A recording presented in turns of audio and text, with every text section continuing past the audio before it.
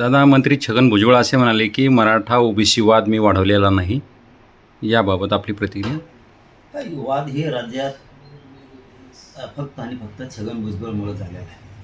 सरकारनं त्याला पुढं घालून प्रत्येक वेळेस मराठ्यात आणि मराठ्यात आणि ओबीसी वाद लावण्याचं काम केलं. परंतु आता ओबीसींनाही लक्षात आलं आणि मराठ्यांच्या पण लक्षात आलं की हा माणूस फक्त पदासाठी येतोय. कारण आता जे मंत्रिपद घेतलं किंवा फक्त पदाचा भुकेलेला माणूस आहे. याला राजकारणाशिवाय सत्तेशिवाय हे दुसरं काही करत नाही. त्याला मंत्रिपद घेतलं, बाकीचे आता ओबीसी सगळे वाऱ्यावर सुटणार की त्याचेच लोक सुधारणार, ही त्याचा धंदा आहे. आणि याच्यात विशेष काय झालं माहिती आहे का बरं का? त्यापेक्षा जास्त त्याला दोष देण्यापेक्षा माझं तर आज स्पष्टपणानं म्हणणं आहे, याला सगळ्यात मोठा खतपाणी घालणारा या राज्याचा शत्रू कोण असेल तर देवेंद्र फडणवीस. हे देवेंद्र फडणवीसने ही डाव टाकला आहे. असं कोणतं संकट कोसळलं होतं की त्याला तो मला मंत्री करावं लागलं? याचा अर्थ असा होतो की मराठा समाजाच्या प्रत्येक विषयात, तो शेतीचा विषय असू द्या, योजनेचा विषय असू द्या किंवा आरक्षणाचा विषय असू द्या, याला पुढं घालून छगन भुजबळला पुढं घालून विनाकारण वाद निर्माण करायचा, दंगली घडवायचे आणि दूषित वातावरण तयार करायचं भाषणाच्या त्याच्या माध्यमातून, ही फडणवीसांची चाल आहे. त्याला धरून एक आपण स्पष्ट सांगायचं जर ठरलं तर बघा, म्हणजे किती वेळ आली बेकार या फडणवीसनं शिंदे साहेबांवरती पण आणि अजितदादावरती पण. एकूण बघा, आत्ता अजितदादाला दाखवायला लागलं. एक माजी मंत्री रुसला होता, माझं पद गेलेलं दिलं त्याला म्हणून. तर त्याला दाखवावं लागलं अजितदादाला निहून फडणवीसांना की बघ मी नाही दिलं. याचा अर्थ असाच होता, आम्हाला शंका आहे की अजितदादांनी हे पद दिलेलं नसावं, फडणवीसांनी दिलं त्याला. म्हणून त्या माजी मंत्र्याला बीडच्या अजितदादांनी धरून नेलंय आणि वर्षा बंगल्यावर फडणवीसांसमोर कबूल करायला लावलंय वाटतं. हे कोणी दिलं? तर त्यावेळेस फडणवीस म्हणलं असं की मीच दिलंय म्हणून. म्हणजे अजितदादांवरती रोष निर्माण करायला लावायचा लोकांमध्ये, हे सुद्धा फडणवीसांचं काम आहे. आणि शिंदे साहेबांचेही लोक पूर्ण संपले पाहिजेत, हीही त्याचा डाव आहे. आणि त्याच्या पक्षातले असणारे मराठ्यांचे नेते मंत्री आमदारसुद्धा संपले पाहिजे, त्यांच्यावर सुद्धा वाच ठेवण्याचं काम हे फडणवीसांचंच आहे. म्हणून आता आम्हाला तर जाहीरपणानं वाटतंय आणि मराठा समाजाने याच्यावर बारकाईनं अभ्यास करा आणि डोकं पण लावा. आत्ताच का छगन भुजबळ आत्ताच का आणला?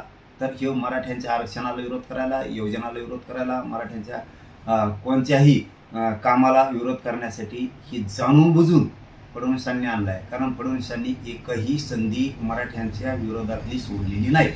आपल्या लेकीबाळीला सुद्धा यांनी गोळ्या घालायला लावल्या, महिलांना सुद्धा घालायला लावल्या. म्हणजे यांनी लेखबाळ सुद्धा आपली सोडलेली नाही आहे. मराठा आरक्षणाच्या बद्दलचं जितकं वाईट करता येईल तितकं वाईट करायचं काम सुद्धा फडणवीसांनी केलं आहे त्याच्या माध्यमातून. आणि त्यांनी सुद्धा दोघांनी मिळून तुम्ही याच्याही पलीकडचा नीच वृत्तीनं, आकसानं, द्वेषभावनेनं फडणवीसांनी आणखीन एक काम केलं आहे. आपल्या लेकीबाळीचं कुंकू पुसलंय, मराठा आरक्षणासाठी आत्महत्या केलेल्या आहे. मराठ्यांना शहाणा व्हावं म्हणून हे सांगायला लागलो मी की बघा किती माणूस द्वेषानं बरबडलेला असावं. तर फडणवीसांनी काय केलं? तर फडणवीसांनी आपल्या लेकीबाळीचं कंपाळाचं कुंकू पुसलं. 2-2, 3-3 महिन्याचे लेकरं असून सुद्धा त्यांना आधार नाही आहे. मराठा आरक्षणासाठी त्यांनी आत्महत्या केल्यात पोरांनी. आता घरचं कुटुंब कसं सांभाळायचं? करता पुरुष घरातला गेला तर सरकारनं 10 लाख रुपयांनी नोकरीची बोली केली होती. याच फडणवीसने ते सुद्धा रोखलंय. म्हणजे असे तुम्हाला शेकडो उदाहरणं मी या राज्यातल्या मराठा समाजाला सांगतोय. आणि सावध व्हा, भाजपामधले असणारे मराठ्यांचे आमदार आणि मंत्रीसुद्धा सावध व्हा.